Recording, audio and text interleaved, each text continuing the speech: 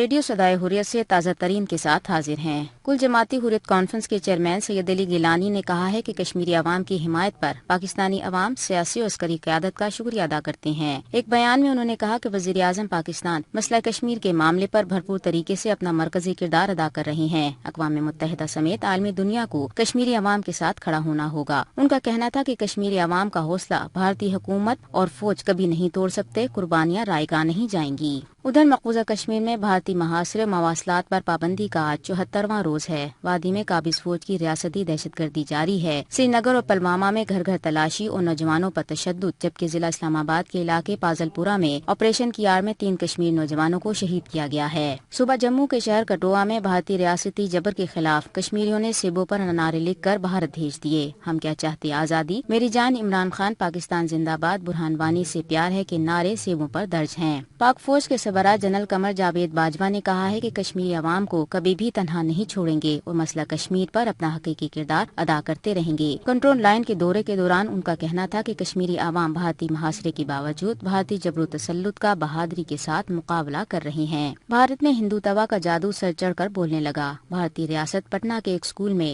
علامہ اقبال کی 117 سالہ پرانی نظم لب پر آتی ہے دعا بن کے تمنا میری ہندوؤں کے خلاف قرار دے دی گئی۔ اسکول کی اسمبلی میں پڑھنے کی پاداش میں ہیڈ ماسٹر کو معطل، جبکہ اسکول بند کر دیا گیا۔ یہ تھا اب تک کا تازہ ترین۔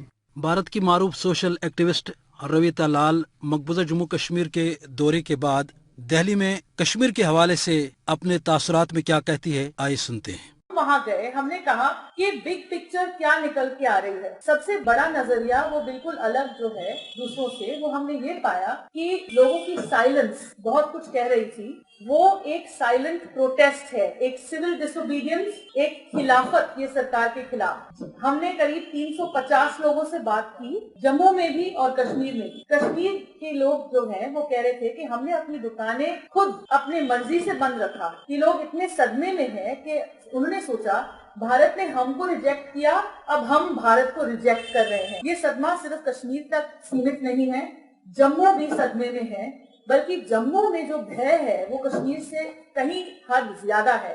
وہ اس لیے کیونکہ وہاں پر لوگوں کے سر کے اوپر یہ تھمایا گیا ہے، آپ اس کی سیلیبریشن کریں گے، وہ ایک دھمکی کے جیسے لوگوں کے ذہن میں بیٹھا ہوا ہے۔ تو ٹریڈرز نے کہا کہ اگر کشمیر کی ایک آنکھ چلی گئی ہے، جموں کی دونوں آنکھیں چلی گئی ہیں۔ کس نے نکالا؟ سرکار نے نکالا۔ یہ جموں کے لوگ بول رہے ہیں اور جموں کے لوگ کشمیر کے لوگوں سے زیادہ سہمے ہیں۔ یہ تھی معروف سوشل ایکٹیوسٹ رویتا لال جو مقبوضہ جموں کشمیر کی سنگین صورتحال کے حوالے سے اپنے تاثرات دے رہی تھی۔